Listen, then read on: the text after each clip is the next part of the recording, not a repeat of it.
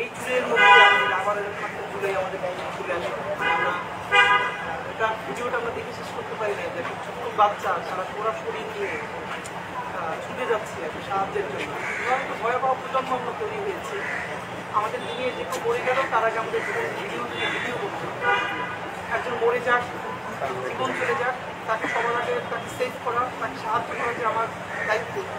এই দায়িত্বটা ভুলে সবার আগে আমাদের দায়িত্বটা নিয়ে নিয়েছে আমাদের ভিডিও করতে। মানে আমরা নিতে পারছিলাম না যে এই বাচ্চাটা যেটুকু পথ কেটে গেল সে নিয়ে গেল কীভাবে আসলে ওকে পুলি পুলি নিয়ে দৌড়ানোর কথা কিন্তু হেঁটে যাচ্ছে। মানে আপনি ভাবেন আমরা কি জেনারেশন করছি, আমরা কী করছি। তো ভয়াবহ ব্যাপার, বিশেষ করে মানুষ সন্তান হারানোর পরে অন্তত তাকে দাফন দেওয়ার আগে জড়িয়ে ধরে ফেলে দিতে লাশগুলোর যে চেহারা হয়েছে পদ্ধতির মধ্যে অনেকগুলো লাশকে আমরা আল্লাহর কাছে দোয়াই শুরু করছি যে আল্লাহ বাংলাদেশকে ন্যূনতম নিরাপত্তা এবং যে ইনসাফের রাষ্ট্র বানানোর যে সংগ্রাম সেটা যেন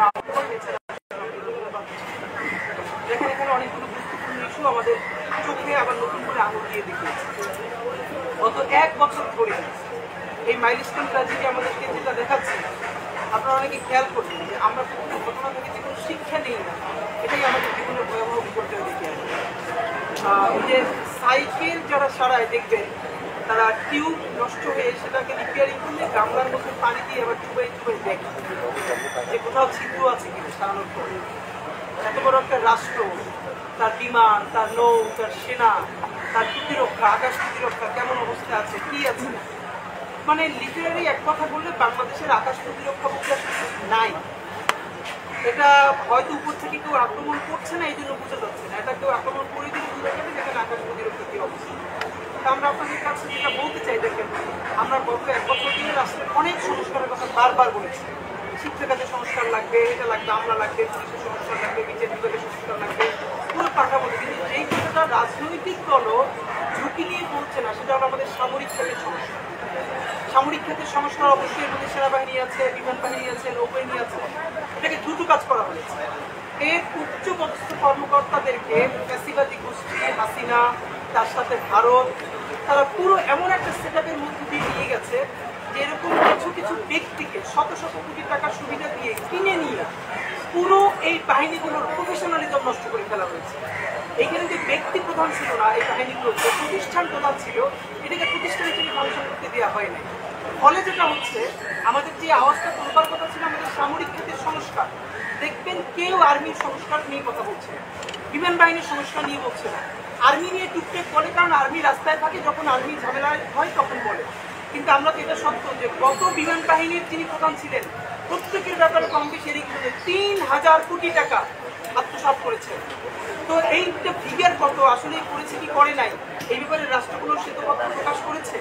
দেখেন বিমান বাহিনীর করাপশনগুলো হলো এরা যেহেতু বড় বড় যুদ্ধ বিমান কিনে, প্রতিরক্ষা খাতে কিনে, এইখানে এত বেশি টাকার করাপশন হতে পারে এটা জনগণের জানাও সম্ভব না, এর কারণে এগুলো প্রকাশ্য করা হয় না। কিন্তু কত টাকা দিয়ে কোন বিমান কেনা হলো আর সেই কোন বিমান জনগণের মাথার উপরে ভেঙে পড়লো এটা জানার ন্যূনতম একটু রাষ্ট্রের জনগণের আছে, কারণ এই বিমান, এই নৌযান সব রাষ্ট্রের টাকায়, জনগণের টাকায় কেনা হয়।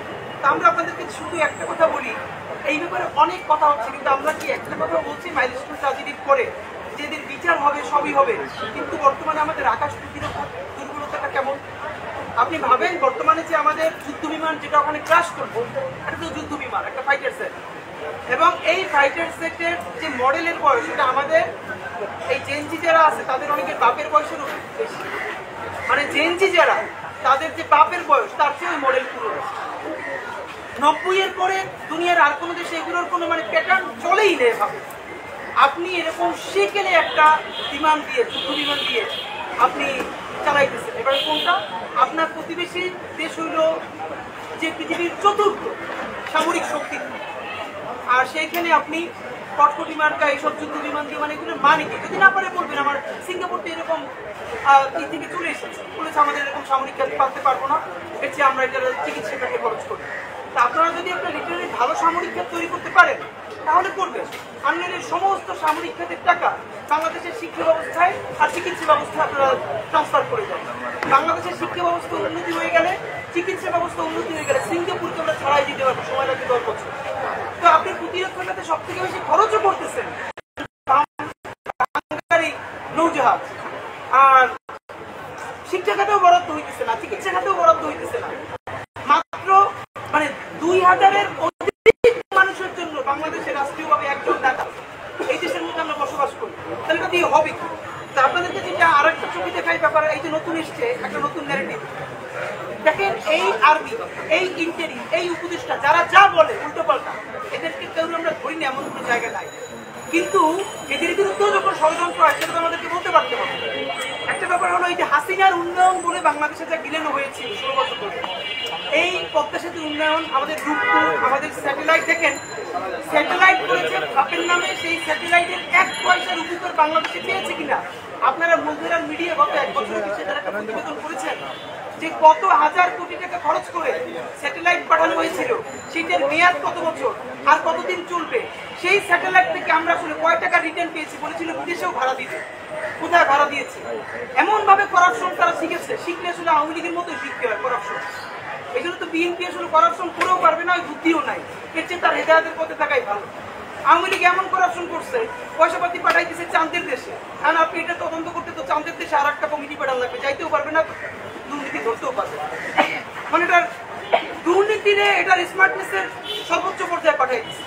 তা আমাদের যেটা প্রশ্ন, হাসিনা এইসব ইনফ্রাস্ট্রাকচার ডেভেলপমেন্টে দেখাইছে, কিন্তু ভয়াবহভাবে বাংলাদেশে দেখেন গত 16 বছরে প্রতিরক্ষা বিমান কয়টা কেনা হয়েছে এবং কোন মডেলের কেনা হয়েছে, কোন দেশ থেকে কেনা হয়েছে।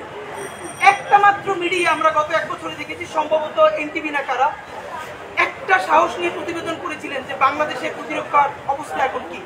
আমরা তো আপনাদের সবার কাছে প্রত্যাশা করেছিলাম হাসিনা যে বাংলাদেশের প্রতিরক্ষা ব্যবস্থা ভারতের কাছে বর্গা দিয়েছিল, তার বিনিময়ে সে এখানে ক্ষমতায় টিকেছিল, তার বিনিময়ে সকল ভাঙ্গারি জিনিসপত্র হাজার হাজার কোটি টাকা দিয়ে অন্যান্য রাষ্ট্রকে খুশি করেছে।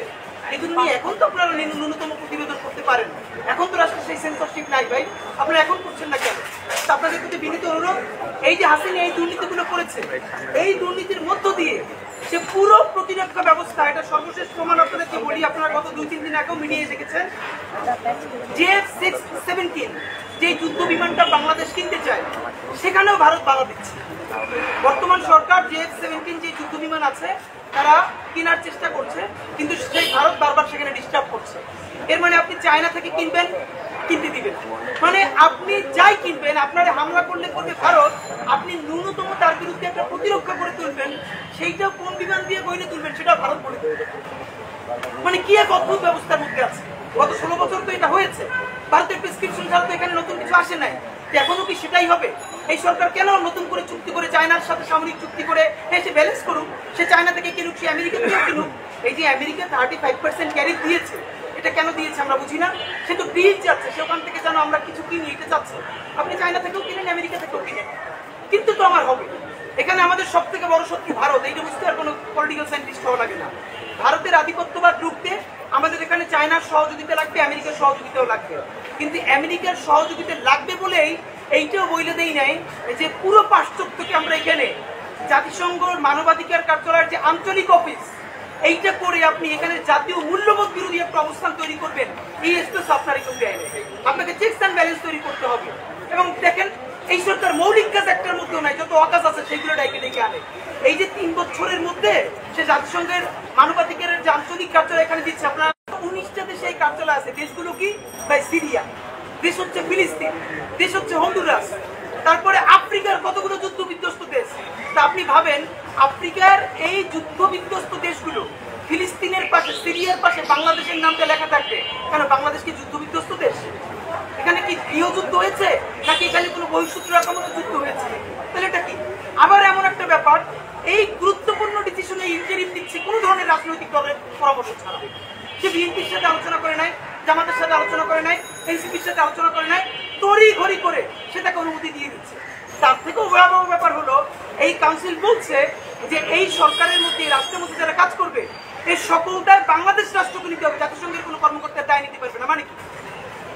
এখন আমরা এটা বুঝি, এগুলোর মধ্য দিয়ে আপনারা এখানকার যে আমাদের জাতীয় মূল্যবোধ, হিন্দু মুসলিম নির্বিশেষে, সেই মূল্যবোধের বিরুদ্ধে আপনাদের এখানে ভিন্ন এজেন্ডা আছে।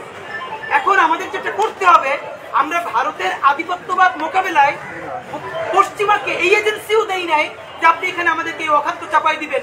আপনারা যে ফিলিস্তিনে মানবাধিকারের আঞ্চলিক কার্যালয় করেছেন, গণহত্যা থামছে ফিলিস্তিনে, সিরিয়ায় করছেন, সিরিয়ায় গণহত্যা থামছে। তো সিরিয়া কি, এটা কি সিরিয়া, এটা কি ফিলিস্তিন, এটা কি আফ্রিকার যুদ্ধ বিধ্বস্ত দেশ? এখানে এটা লাগবে কেন? তো আমরা আপনাদেরকে স্পষ্ট বলতে চাই, ইন্টারিমের এসব কাজ থেকে চলে আসতে হবে, আর নইলে চূড়ান্তভাবে এখন পর্যন্ত ইন্টারিমকে বাংলাদেশের মানুষ শত সমালোচনা সত্ত্বেও তাকে যেটুকু সাপোর্ট করছে, এই সাপোর্ট সে পাবে না, রাজনৈতিক দলের সাপোর্টও কিন্তু সে পাবে না। আপনাদেরকে বিনীতভাবে আমরা বলতে চাই, এই সরকার গত মাইলস্টোন ট্র্যাজেডিতে কয়েকটা বড় ভুল করেছে। এই সরকার ভুল করলে যেটা হয়, এই ভুলটা আর সরকারের থাকে না, এই ভুলটা আমাদের সবার গায়ে এসে পড়ে। কারণ এই সরকারটা আমরা নিজেরা সরকার না হলেও বাংলাদেশের সব থেকে জনসমর্থিত জনগণের সরকার, সুতরাং সে ভুল করলে আমাদের গায়ে এসে দাগ লাগে। দেখেন, আমাদের যে পাইলট ভাই শহীদ, তাদের যে বাহিনীর প্রোটোকল আছে সেটা মেনটেন করে তাকে জানাজা দিতে হবে, তাকে দাফন করতে হবে, আমরা তার জন্য দোয়া করছি। কিন্তু আমরা একটা কেমন একটা এলিট ফোনা আমাদের মধ্যে তৈরি হয়ে গেছে। এবং কি মুক্তিযুদ্ধেও দেখেন 7 জন বীর শ্রেষ্ঠ, এর মধ্যে সিভিলিয়ান কয়জন? মানে যুদ্ধ যখন হবে তখন অবশ্যই সামরিক যারা বাহিনীতে আছেন তারা তো যুদ্ধ করবেনই, কিন্তু যেই লোকটা কোনো ট্রেনিং ছাড়া অস্ত্র হাতে তুলে জীবন দিয়ে দিল, তারা আপনি ইকুইভ্যালেন্ট করতে, আপনার কাছাকাছি প্যারালাল করলে শত্রু মনে হয়। মানে আপনাদের মধ্যে কি এই যে একটা এলিট কোনা যে আমি সামরিক খাতে, এটা থেকে আমরা কি বাংলাদেশে বের হতে পারবো না? আপনারা ভাবেন। এবং আমাদের একটা ব্যাপার যে প্রত্যেক জায়গায় আমাদের একটা হিরো বানাইতে হবে, প্রত্যেক জানবে ফেসবুকে। আমাদের এই যে মেহেরিন ম্যাম, মানে এটা তো আমাদের বলা আমাদের জন্য কঠিন, তার 2টো সন্তান, এই 2টো সন্তানকে, এবং তিনি চাইলেই ওখান থেকে বের হয়ে যেতে পারতেন, তিনি সেই দিক চিট দিতে পারতেন। তিনি তার ছাত্রদের দিকে তাকাইয়া, তার বাচ্চাগুলোর দিকে তাকাইয়া নিজের জীবনটা শেষ করে দিলেন। তিনি অন্তত 20টা বাচ্চার জীবনকে বাঁচিয়েছেন, আল্লাহ বাঁচিয়েছেন।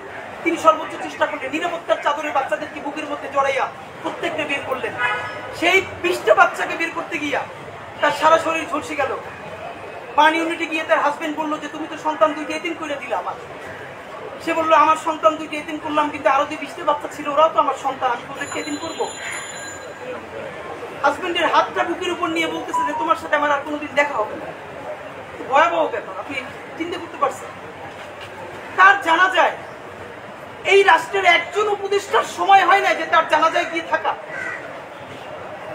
মেহেরিন ম্যামকে রাষ্ট্রীয় সম্মান সেই যে আঞ্চলিক কার্যালয় বসায়,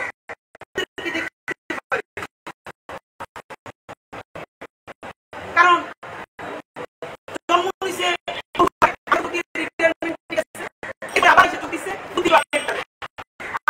দিচ্ছে 5 মিনিটে, এখন অফিসিয়ালি তারপরে চা খাবেন, বিস্কিট খাবেন, মিটিং করবেন, এখন হোয়াটসঅ্যাপে গ্রুপ করে মানুষ গুরুত্বপূর্ণ ডিসিশন। আপনি শোক দিবস ঘোষণা করেছেন, আপনি সাথে সাথে কি করবেন?